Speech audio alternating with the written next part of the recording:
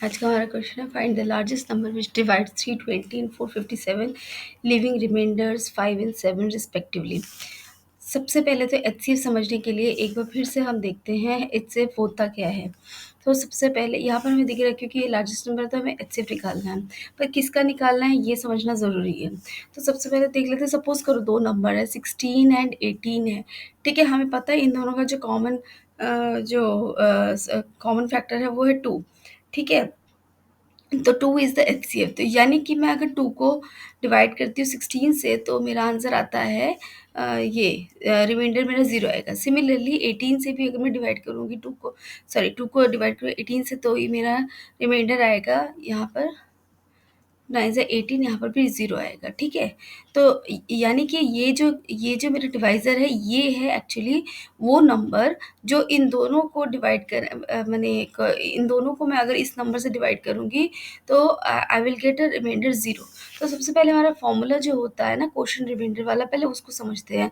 यानी जो होता है हमारा फॉर्मूला क्या होता है, डिविडेंड जो होता है, dividend is equals to quotient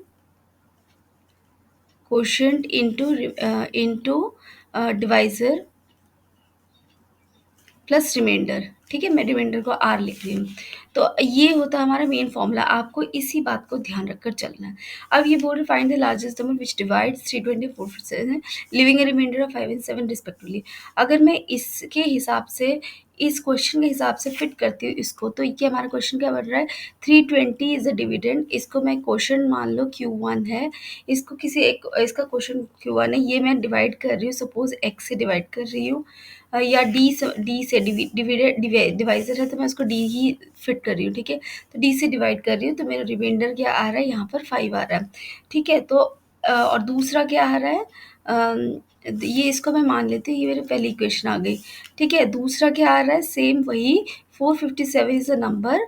अगर मैं ये क्वेश्चन Q2 है, ये डिवाइज़र उसी डिवाइज़र से मैं इसको डिवाइड कर रही हूँ, लार्जेस्ट नंबर ना, सो वो डिवाइज़र है, तो इसको मैं डिवाइड कर रही हूँ, तो इसका रिमाइंडर मेरा 7 आ रहा है। ठीक है, तो अब मैं फर्स्ट इक्वेशन में क्या करती हूँ, इसको मैं तो इस 5 को मैं इधर ले जाती हूँ और इधर मैं इस 7 को इधर ले जाती हूँ। तो हमारी पहली इक्वेशन जो बनती है 320 minus 5 will be equal to Q1 into d, और यानी कि ये हो गया आपका 315 equals to D into Q1। ये हो गया हमारा एक इक्वेशन बन गई। ठीक है, और दूसरी इक्वेशन से क्या बनेगा, हमें 457 minus 7 equals to Q2 into d. ठीक है, तो यहाँ से हमारा ये आ जाएगा 450 equals to Q2 into D, या इसको मैं लिख लेती हूँ D into Q2, D into Q2। ठीक है, अब इन दोनों में देखो, अगर ये जो जो मार्क मैंने किया, टिक मार्क किया, अब इन दोनों में कॉमन क्या है, इन दोनों में कॉमन है जो ये डी, यानी ये डिवाइज़र जो है यही है हमारा कॉमन फैक्टर।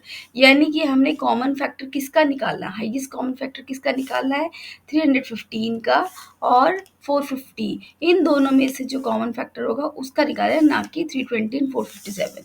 तो अब हमें यही करना है, इस क्वेश्चन में हमें यही करना है। तो यहाँ पर आ गया, ये आपका 315 आ गया, 315 के फैक्टर्स निकाल लेते, तो ये 5 से डिवाइड करते, 5 6 30 and 5 1 5, sorry, this will be equal to 5 6 30 and 5 3 15, then 3 से डिवाइड करते 321, then 3 7 21, और उसी तरह से ही 457 की जगह 450 का हम एचसीएफ निकालेंगे। तो यहाँ पर आ जाएगा, 5 से डिवाइड करेंगे, 5 9 45। ठीक है, 5 दिस इज 1 8। ठीक है, उसके बाद 3 6 18 and 3 3 sorry 3 2 6।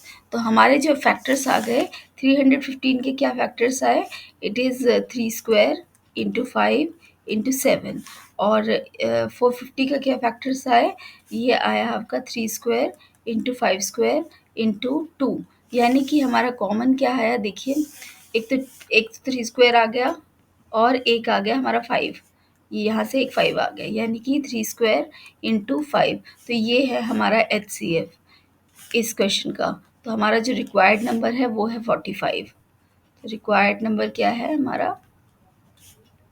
Required number is equal to 45। This is our answer.